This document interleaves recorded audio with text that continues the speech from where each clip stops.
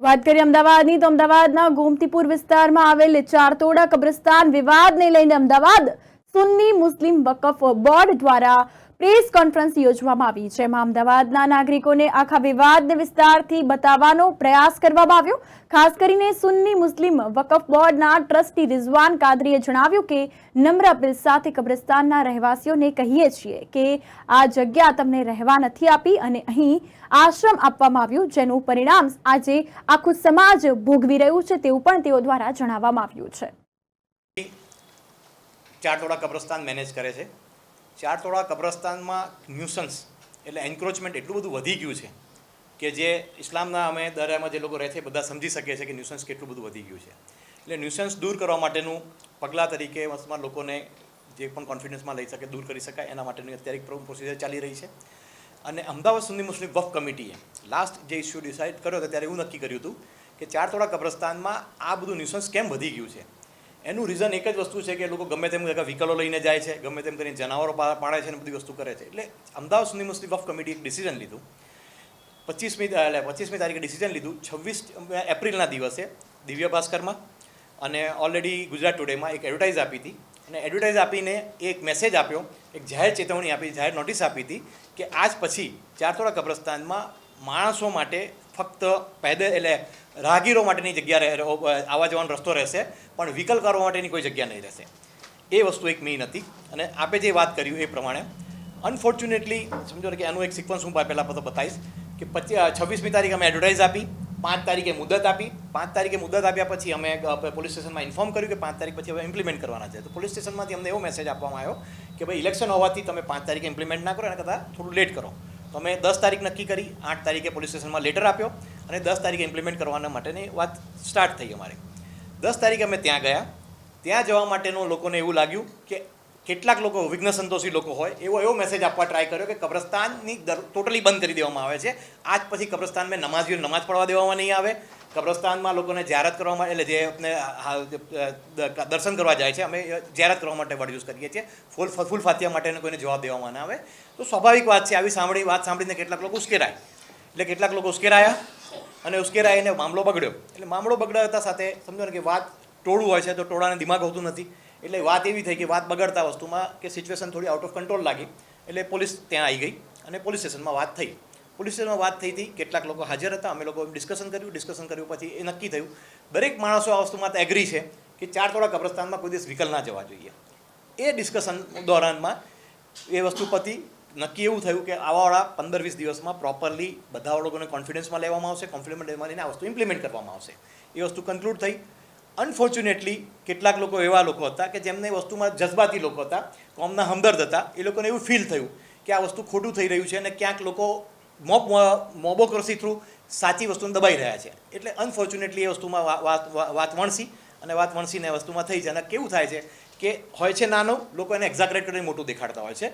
એટલે આજે એ જ અમારા માટે ભેગા થવું પડ્યું છે કે ક્યાંક ને ક્યાંક ઇસ્યુને એવા મોટો એક્ઝાગરેટ કરીને દેખાડવામાં આવે છે કે ઇસ્યુ થયો છે, ડેફિનેટલી ખોટું થયું છે એ પણ સાચી વાત છે. પણ જે વસ્તુને એનો મોપ કહેવાય ને સ્કેલ બતાડવામાં આવ્યો છે, સ્કેલ જરૂર કરતાં વધુ મોટો કરીને આપ્યો આવ્યો છે. અને ખોટું થયું છે, ખોટું છે, નાનું હોય કે મોટું હોય, ખોટું જ છે. ઓલરેડી અમે વસ્તુ ચારતોડા કબ્રસ્તાન માટે અમદાવાદ સુન્ની મુસ્લિમ વકફ કમિટી પહેલા દિવસથી માને છે કે કોઈ પણ દિવસે લો એન્ડ ઓર્ડરને ડિસ્ટર્બ કર્યા વગર કામ ઇમ્પ્લિમેન્ટ ના થઈ શકે અને સમાજના લોકોને સાથે લીધા વગર કામ ના ઇમ્પ્લિમેન્ટ થઈ શકે. પણ અનફોર્ચ્યુનેટલી કેટલાક લોકો એવા વિઘ્ન સંતોષી હોય છે, વેસ્ટ ઇન્ટરેસ્ટવાળા લોકો હોય છે, એ વસ્તુને વાત ડાયવર્ટ કરે છે અને લોકોને ગુમરાહ કરે છે. એટલે વસ્તુમાં વસ્તુ વણસી હતી. હું કેવું છે, કોંગ્રેસ, બીજેપી, મીમ કે વસ્તુમાં પડવા નથી માંગતો. અમદાવાદ સુન્ની મુસ્લિમ વકફ કમિટી એનું પોતાનું કામ ક્લિયર કટ જોવા માંગે છે અને અમદાવાદ સુન્ની મુસ્લિમ વકફ કમિટી આ વસ્તુમાં બિલીવ કરે છે. કબ્રસ્તાનનો એહતરામ રહેવો જોઈએ, કબ્રસ્તાનનું રિસ્પેક્ટ રહેવું જોઈએ. એ વસ્તુ માટે અમે 100% આગળ વધવા માંગીએ છીએ અને એના માટે અમે કોંગ્રેસીઓ હશે, બીજેપીવાળા હશે કે કોઈની પાસેથી દરેકનો સાથ સહકાર લેવા માંગીએ છીએ કે દરેક માણસ છે અને દરેક માણસના દિલમાં એક હમદર્દી છે કે કબ્રસ્તાનમાં કદી ખોટું થવું જ ના જોઈએ. અને કબ્રસ્તાનમાં જેવી રીતે આ જ વસ્તુનો કે મેં અત્યારે કાલે એક ભાઈને જ વાત કરી કે ઓલરેડી કબ્રસ્તાનમાં સમજો ને કે ઘણું મોટું કબ્રસ્તાન છે, એમાં 10 પોઈન્ટ છે આગળ બહાર આવવા જવાના. 10 પોઈન્ટ હોવાથી ત્યાં દારૂ પણ કેટલી વખત વેચાય છે, ડ્રગ્સનું કામ થાય છે, લોકો ખોટા ધંધા કરે છે. એ ધંધા ના થાય એટલા માટે જ વકફ કમિટીએ ડિસિઝન લીધું છે કે રિસ્ટ્રિક્ટેડ એન્ટ્રી કરવી. અને એન્ટ્રી 4 જ અમે તો પહેલાં 2 જ એન્ટ્રીમાં બિલીવ કરતા હતા, પણ ઓલરેડી કેટલાક લોકોએ અમને સમજાવ્યું અને અમને લાગ્યું, અમે પર્સનલી ત્યાં વિઝિટ કર્યા પછી લાગ્યું કે બીજી 2 એન્ટ્રી પણ ખુલ્લી રાખવી જોઈએ. પેડેસ્ટ્રિયન માટે 2 એન્ટ્રી અને બીજી 2 એન્ટ્રી પેડેસ્ટ્રિયન વિથ પાર્કિંગ. એમ થઈને 4 એન્ટ્રી તો પેડેસ્ટ્રિયન એન્ટ્રી જ રહેશે. વ્હીક્યુલર એન્ટ્રી કોઈ દિવસ કબ્રસ્તાનમાં નહીં બને. એ અમદાવાદ સુન્ની મુસ્લિમ વક્ફ કમિટીનો બહુ ક્લિયર કટ એજન્ડા છે અને એ એજન્ડા પર આજે નહીં તો કાલે આગળ વધીશું. કદાચ આવાવાળા માહોલમાં થોડો એન્વાયરમેન્ટ બગડ્યું છે, અમે બધાને કોન્ફિડન્સમાં લઈશું, બધાને સમજાવીશું અને સમજાવીને આ વસ્તુમાં અમે આગળ વધીશું. એ અમારું પુરાનો અમદાવાદ સુન્ની મુસ્લિમ વક્ફ કમિટીનો ક્લિયર કટ એજન્ડા છે. જો વલણ બહુ ક્લિયર કટ છે પહેલા દિવસથી અમદાવાદ સુન્ની મુસ્લિમ વક્ફ કમિટીનો. કબ્રસ્તાનનો એહતરામ રહેવો જોઈએ, રિસ્પેક્ટ રહેવો જોઈએ, એ વલણ પહેલા દિવસથી આજ સુધીનું છે. અનફોર્ચ્યુનેટલી સમાજના કેટલાક લોકો જ છે જે વસ્તુ એને બગાડે છે.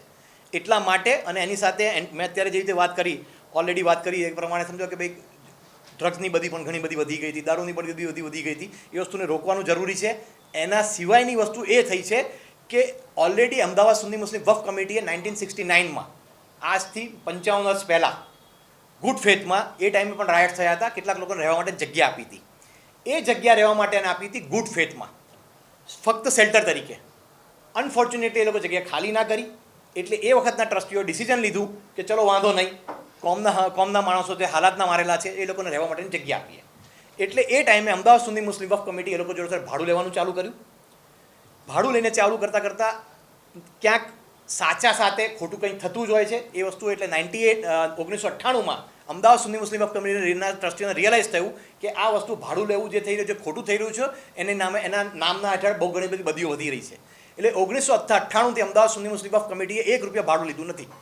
એટલે કેટલાક લોકો છાતી ઠોકીને એમ કહે છે અમે ભાડુઆત છીએ. રેકોર્ડ પર ભાડુઆત હતા 98 સુધી. 98 પછી એકે માણસ ભાડુઆત નથી.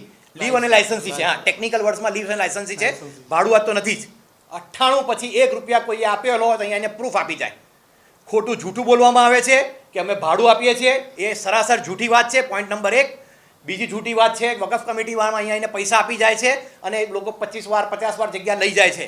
એ પણ 100% ખોટી વાત છે. વકફ કમિટીને બદનામ કરવા માટેના લોકોના ધંધા છે અને જે લોકો ખોટા ધંધા કરવા માંગે છે એ લોકો જ ધંધા કરે છે. આ વસ્તુ એ લોકો ખોટી રીતે વકફ કમિટીને બદનામ કરી રહી છે. એ લોકોએ સમજવાની જરૂર છે કે ખોટા આક્ષેપો ના કરે.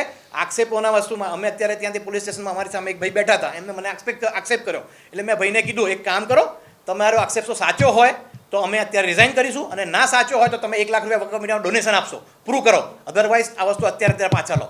લોકો બોલવા માટે ગમે તે બોલી લે છે, વિચારતા નથી. બોલતા પહેલાં ચેક કરવું તો જોઈએ. ચેક કર્યા વગર મન ફાવે એમ લોકો બોલતા જાય છે. લોકોને કહીએ છીએ તમે સેન્સિબલ લોકો છો, સેન્સિબલ લોકો તો ચેક કરો, સચ્ચાઈ જાણો અને સચ્ચાઈ તમે આવીને અમારી સાથે ડિસ્કસ કરો. તમારી પાસે પ્રૂફ હોય તો લઈને આવો. પ્રૂફ લો તો અમે અત્યારે રિઝાઇન કરી દઈશું. પણ પ્રૂફ નથી તો તમે ₹1,00,000 ડોનેશન આપો. જૂઠું બોલવાની તમારી સજા છે અને તમારી સમજવાની નથી. તમારી સમજદારી સલાહિયત આના પર વાત થાય છે. જૂઠું બોલો ને સમાજને ગુમરાહ ના કરો. એ વસ્તુ અમે ઓલવેઝ દરેક લોકોને કહેતા હોઈએ છીએ. આજે એન્ક્રોચમેન્ટ કરવામાં આવ્યું છે, હવે દૂર કરવામાં આવશે. કેવી રીતે આખું કબ્રસ્તાનને આગળ વધારવામાં આવશે? જો એન્ક્રોચમેન્ટ એક ડિફરન્ટ પ્રોસેસ છે. અત્યારે વાત ડાયવર્ટ થઈ ગઈ છે. એન્ક્રોચમેન્ટ માટે ઓલરેડી અમે અમદાવાદ સુન્ની મુસ્લિમ વક્ફ કમિટીએ વકફ બોર્ડની અંદરમાં મોર દેન 200 કેસીસ કરી ચૂક્યા છે કલમ 54ના હેઠળ. ઓલરેડી એ લોકોની 2 થી 3 વખત સુનાવણી થઈ ગઈ છે. એમાંથી 6 માણસોનો તો ઓર્ડર પર છે. અમે લીગલ પ્રોસિજર ઓલરેડી કરી જ રહ્યા છીએ. અત્યારે એક ગ્રુપ એવું હતું જે લોકો મ્યુચ્યુઅલ અન્ડરસ્ટેન્ડિંગથી લોકોને સમજાવીને, લોકોને પૈસા આપીને કંઈક એમને વસ્તુ દૂર કરવાની જે વાત કરી રહ્યા હતા એ લોકો એમનો રીતે કામ કરી રહ્યા હતા. એ લોકો એમની રીતે કન્વિન્સ કરવાની ટ્રાય કરી હતી. પણ અમદાવાદ સુન્ની મુસ્લિમ વક્ફ કમિટી લીગલ રાહ પર 100% બિલીવ કરે છે અને એના માટે ઓલરેડી અમારી લડાઈ ચાલુ જ છે.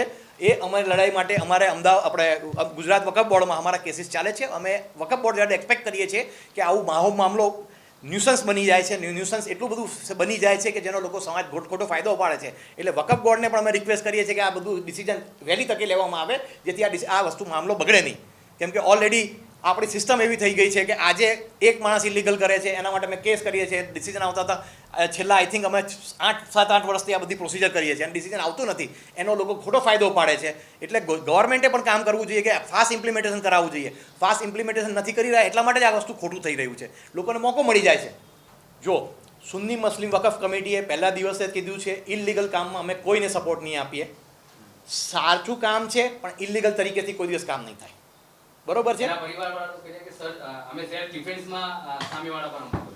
જો લો એન્ડ ઓર્ડર હાથમાં લેવું ખોટી વસ્તુ છે. એના માટે સુન્ની મુસ્લિમ વકફ કમિટીને કોઈને કહેતું નથી અને એના માટે અમે કોઈને સાથ સહકાર આપવા માંગતા જ નથી. વકફ કમિટી ફક્ત આમાં થયેલું કામ જે પણ થઈ રહ્યું છે, સારું કામ થઈ રહ્યું છે, એમાં જે પણ અમને સાથ સહકાર આપવા માંગે છે એમનો અમે સાથ સહકાર લેવા માટે ઓપન માઇન્ડ છીએ. પહેલે અમે वक़फ़ बोर्ड में ही हमारे जाना पड़ेगा, क्योंकि वक़फ़ एक्ट लागू है, वक़फ़ कब्रिस्तान है। तो वक़फ़ के लिए हमें वक़फ़ बोर्ड की ये जो कानून है, वक़फ़ एक्ट है 1995 का, उसके अंदर 2013 में अमेंडमेंट भी हुआ। उस जो भी पूरा एक्ट है उसके मुझे उसमें कलम 54 है, जिसके तहत हमें वक़फ़ बोर्ड में अर्जी करनी होती है कि ये जो गैरकायदेसर दबाण है या तो गैरकायदेसर जो एक्रोचमेंट है उसको आप दूर करिएगा। और जब वक़फ़ बोर्ड उसको मान लेती है कि ये गैरकायदेसर एक्रोचमेंट है, तो वक़फ़ बोर्ड खुद वक़फ़ ट्रिब्यूनल के अंदर दावा पेश करती है उनको खाली करवाने का, और वक़फ़ ट्रिब्यूनल में से ऑर्डर हो जाने के बाद कलेक्टर उसे खाली करवाता है। तो सर ये की प्रोसीजर है और उसी पर हम काम कर रहे हैं। और 250 जितनी हमने जो अर्जियाँ हैं वो हमने डाली हुई है वक़फ़ बोर्ड के सामने, जिसकी सुनवाई चल रही है, उसकी नोटिस भी इसी हो गई है। और अभी हमारे साहब ने कहा अब अभी ईद उल अज़हा आने वाली है। अब आप देखिए हर ईद उल अज़हा के अंदर जानवर बांधे जाते हैं, कब्रों पर जानवर बांधे जाते हैं। क्या ये सही है? ये सही तरीका है उन लोगों का कब्रों पर जानवर बांध के उनको बेचने का या गंदगी करने का कब्रिस्तान के अंदर? यह अब ईद उल अज़हा आ रही है, फिर ये कोशिश होगी। तो ये सब गलत हो रहा है। अब किसी ने पहले कुछ कर दिया या हो गया तो वो गलत चीज़ को दोहराया तो नहीं जा सकता। गलत चीज़ को कभी न कभी रोका जा सकता है। तो वो रोकने की एक कोशिश हो रही है, मुहिम हो रही है। और दूसरा इसमें कुछ भी नहीं है, हम लोगों ने पहले से बरसों से कर रहे हैं। कुछ बंदों ने जो चार तोड़ा कब्रिस्तान के आसपास रहने वाले थे, उन्होंने पहले PIL भी हाईकोर्ट में की हुई थी इन लोगों को खाली करवाने के लिए।